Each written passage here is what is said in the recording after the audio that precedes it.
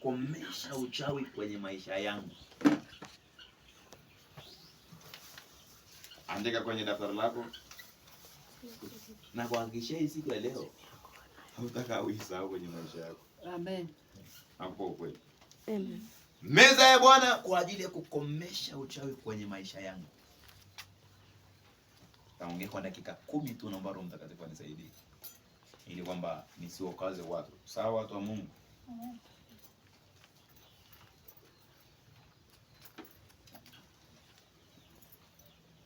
Kila kilichoshindikana kwenye maisha ya mtu, meza ya Bwana ni ufunguo mkuu ambao hata kama kuna ugumu wa namna gani, meza ya Bwana itafungua. Yesu asifiwe. Meza ya Bwana ndio suluhisho la ugumu wa maisha. Manake meza ya Bwana ndio inaweza ikataabisha uchawi ukaondoka. Tunakatilia uchawi mbali kupitia meza ya Bwana.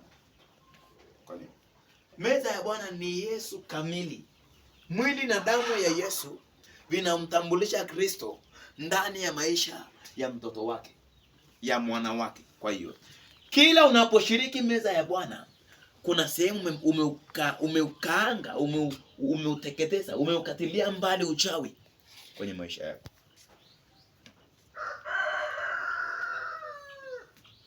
Meza ya Bwana ni mkono usioshindwa. Maana yake meza ya Bwana ni mkono wenye nguvu.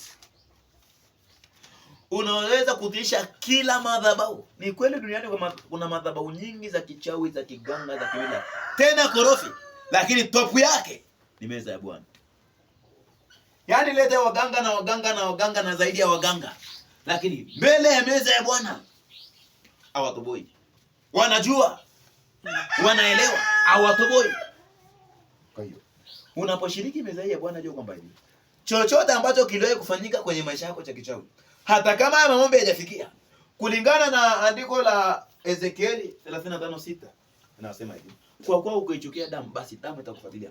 Meza hii itafuatilia kila aina ya uchawi, na makao ya kichawi kwenye maisha yako yataondolewa. Sio sisi tunaondoa, ila tuna meza ya Bwana ambayo ni damu ya Yesu. Haleluya. Nataka nikupe andiko ambalo linaweza likakushangaza. Tunalitumiaje? Yohana 8:36. Yohana 8:36 anasema, basi mwana akiwaweka huru mtakuwa huru kweli kweli. Basi mwana akiwaweka huru. Sasa mimi nataka tumie tu neno mwana ndiye Bwana. Neno mwana akiweka huru. Ukisema meza ya Bwana ikiniweka huru, nitakuwa huru kweli kweli. Sikiliza. Yeyote anayeshiriki meza ya Bwana ameshiriki uwezo wa Kristo. Kwa kuwa ameshiriki uwezo wa Kristo, anakuwa huru kweli kweli. Ni andiko zuri, lakini unaweza sema kwenye meza ya Bwana limekujaje? Tafakari, ufunuo umekuja namna hii kwamba mwana ndiye Kristo. Si ndio? Na kwenye Yohana 6:50 anasema hivi: aulaye mwili wangu anao uzima wa milele, nami nitamfufua siku ya mwisho. Si ndio? Yesu huyu ndiye anayesema, na hapa anawaambia mwana akiwaweka huru. Basi yeyote anayeshiriki meza ya Bwana akiwa na ufahamu, rafiki, yeye yuko huru. Amen. Ndio maana meza ya Bwana kila mtu anaifaidi kulingana na kiwango chake cha ufahamu na imani pia. Anasema basi mwana akiwaweka huru, si ndio? Mtakuwa huru kweli kweli. Sasa sikiliza. Kuna kuwa huru, alafu kuna kuwa huru kweli, alafu kuna kuwa huru kweli kweli. Maana yake huru kweli kweli ni uhuru wa jumla. Amen. Nini maana ya uhuru wa jumla? Kwamba kwenye kila eneo la maisha yako umekuwa huru. Ni tofauti na mtu ambaye yuko huru kweli, na ni tofauti na mtu ambaye yuko huru. Kwani kuna watu wanapigwa vifungo vya nje. Unaweza kusema mtu yuko huru lakini hayupo huru kweli. Lakini unaona anatembea yuko raiani, lakini hayupo huru kwa maana kuna kifungo kimembana kwamba ukienda kinyume na hizi sheria ndani ya siku 30 au miezi 6 tunakukamata. Sasa jaribu ni kwamba meza ya Bwana haitambui hiyo. Kwa nini? Unapoona meza ya Bwana inapita kwenye maisha ya mtu, ni Yesu anatembea kwenye maisha ya mtu.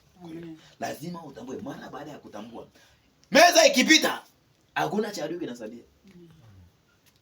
Yesu asifiwe.